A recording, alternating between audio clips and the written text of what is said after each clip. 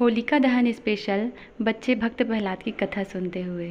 तो दादा है बेटा प्रहलाद, तुम मेरे रहते हुए और कौन से भगवान को प्रणाम कर रहे हो? इस जगत में तो मैं ही सबसे शक्तिशाली और महान हूँ। नहीं पिताजी, इस संसार में सबसे महान और शक्तिशाली भगवान विष्णु है। वही इस संसार के रचयिता है। उनके सिवाय संसार में दूसरा कोई नहीं है। ये सुनकर हिरण्यकश्यप की आंखें क्रोध से लाल हो उठी। उसने कांपते हुए होठों से प्रहलाद के गुरु को वहां बुलवाया। अरे गुरुजी, ये क्या? आपने मेरे पुत्र को मेरे ही शत्रु की पूजा अर्चना करने की शिक्षा कैसे दे दी? दैत्यराज, आप गुस्सा मत होइए, क्योंकि आपका पुत्र मेरी सिखाई हुई बातें नहीं कह रहा है।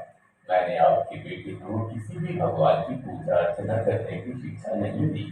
वो तो मेरे मना करने के बावजूद भी भगवान की पूजा अर्चना करता रहता है। गुरु शुक्राचार्य की ऐसी बातें सुनकर हिरण्यकश्यप को विश्वास नहीं हुआ।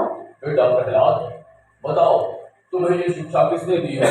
तुम्हारे गुरुजी कहते हैं कि मैंने तो ऐसा उपदेश दिया ही नहीं है। पिताजी, दैव में स्थित भगवान विष्णु तो सारे जगत के उपदेशक है।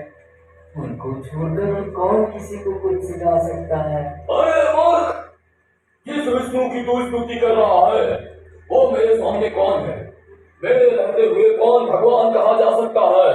हाँ, अब से तुम कान खोलकर सुन लो कि तुम्हारे मुंह से भगवान का नाम नहीं आना चाहिए।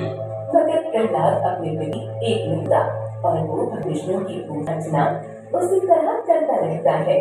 इस तरह हिरण्यकश्यप के लाख समझाने पर भी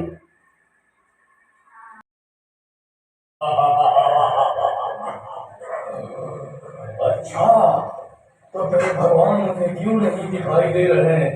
हाँ पिताजी, मगर मुझे तो मेरे भगवान इस खंडे में दिखाई दे रहे हैं। प्रहलाद की ऐसी बातें सुन कश्यप को गुस्सा आता है और वो खुद को संभाल नहीं सका और उसके हाथ में तलवार लेकर सिंहासन से कूद पड़ा और जाकर उस कमरे में तेजी से घुसा मारा। उसके मारते ही एक बहुत ही भयानक शब्द सुनाई दिया और उन्हीं को तोड़कर भगवान विष्णु सिंह के रूप में बाहर आ गए।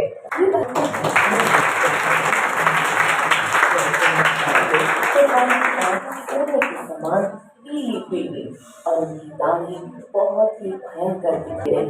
उन्हें बहुत ही भयंकर शब्दों से गरजते थे। उनका काटे वो किसी जाने की थी।